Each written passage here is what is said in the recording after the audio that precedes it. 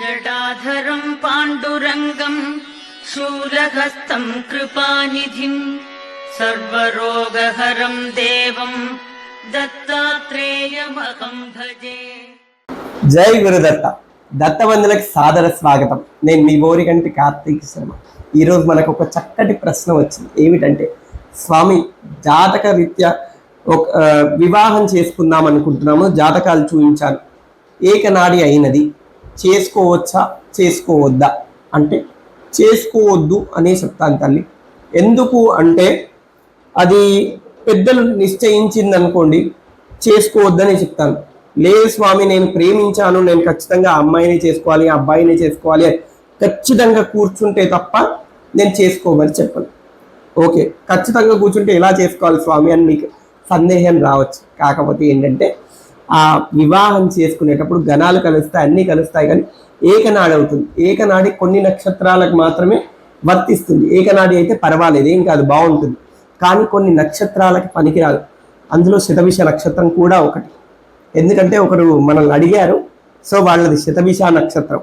అందుకే దాని మీదనే ఈరోజు యొక్క వీడియో చేయడం జరుగుతుంది. ఆ శతభిష నక్షత్రానికి ఏమవుతుందంటే, ఏకనాడి అయినప్పుడు పనికిరాదు తల్లి.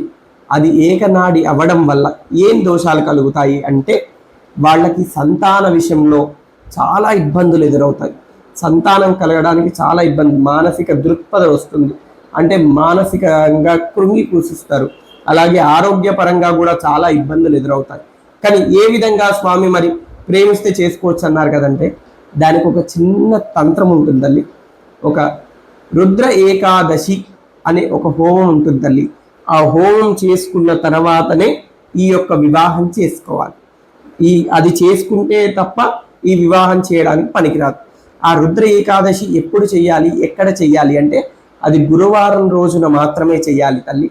అది శివాలయం, దేవాలయంలో చేసినా పర్వాలేదు, ఇంట్లో అయినా సరే చేసుకోవచ్చు. కావాలంటే దేవాలయంలో అయితే ఉత్తమం అని నా యొక్క సందేహం.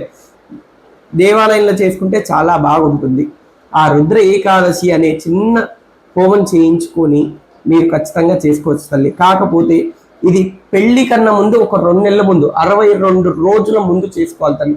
62 రోజుల ముందు చేసుకున్న తర్వాతే వివాహం చేసుకోవాలి. అప్పటి వారికి వివాహం చేసుకున్నా సరే, మరి ఏ విధంగా అయినా సరే కూడా చాలా ఇబ్బందులు ఎదుర్కోవాల్సి వస్తుంది తల్లి. తప్పకుండా చేసుకోండి తల్లి. జై గురుదత్త.